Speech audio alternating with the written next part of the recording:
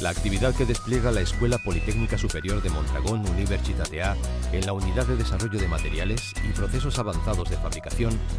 persigue aportar soluciones integrales a la industria actual y emergente en tecnologías que abarcan desde el desarrollo del material y su transformación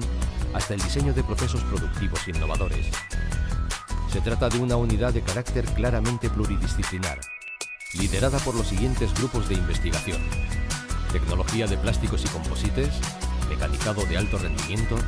procesos avanzados de conformación de materiales. Las áreas de conocimiento que se desarrollan son diseño y caracterización físico-mecánica de materiales compuestos y de materiales metálicos de altas prestaciones, desarrollo de tecnologías de fabricación y de nuevos conceptos de fabricación, llegando a la preindustrialización y a la fabricación de prototipos, modelización numérica, mediante técnicas de elementos finitos y otras alternativas de procesos de fabricación y del comportamiento mecánico de productos. Caracterización experimental del comportamiento físico-mecánico y el servicio de los productos desarrollados mediante dichos procesos innovadores. Desarrollo de procesos inteligentes a través de técnicas de sensorización, de monitorización y de control adaptativo.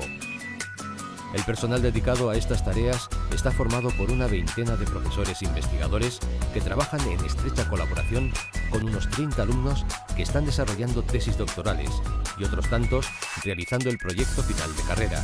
tanto en grado como de máster en diferentes ingenierías.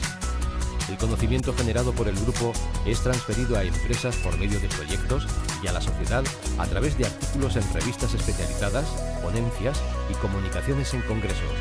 colaboraciones con otras universidades, así como intervenciones divulgativas en los medios de comunicación.